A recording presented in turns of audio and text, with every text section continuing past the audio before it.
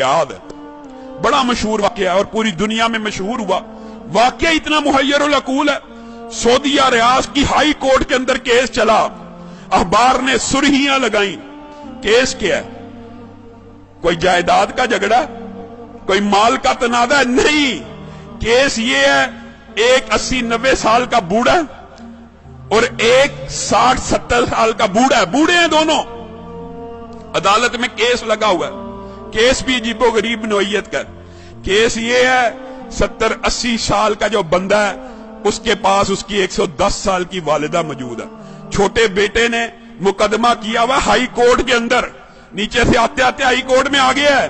یہ ساری زندگی اس نے والدہ کی خدمت کی ہے، یہ بوڑھا ہو گیا ہے، اب والدہ کی خدمت صحیح طرح نہیں کر سکتا، میں کیس کرتا ہوں۔ 70 سال اس چھوٹے بھائی کی بھی عمر ہے کہ والدہ میرے حوالے کر دی جائے۔ اور لوگ مال و دولت کے لیے کیس کرتے ہیں، اور کچھ لوگ ان کی اللہ نے ایسی تربیت کر دی ہوتی ہے، اتنی اچھی والدین ان کو نصیب ہوتے ہیں، ایسی عمدہ تربیت ہوتی ہے، وہ کیس کر رہا ہے والدہ کو لینے کے لیے۔ عدالت کا جج پریشان ہے، یہ کس قسم کا کیس آ گیا؟ وہ خود لکھتا ہے داستان، اخبار میں انٹرویو دیا، میں نے ان کا پیچ اپ کرانے کی کوشش کی، 15 دن تم رکھ لو، 15 دن۔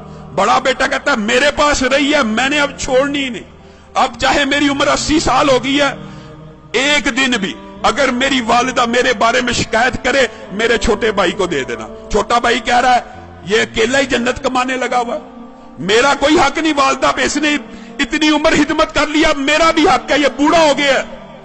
پیچ اپ کرنے کی کوشش کی، پیچ اپ نہیں ہوئی۔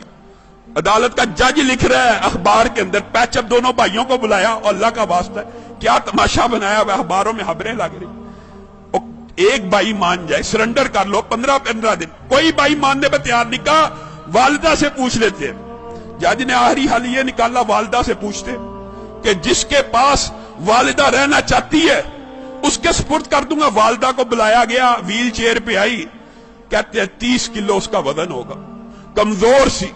جج نے پوچھا یہ تیرے بیٹے تو نے کیسی تربیت کی ہے، تیرے لیے جھگڑے ہیں، میرے پاس تو مال و دولت کے کیس آتے ہیں، جائیداد کے کیس آتے ہیں، پراپرٹی کے کیس آتے ہیں، تو ان دونوں میں سے کس کے پاس رہنا چاہتی ہے؟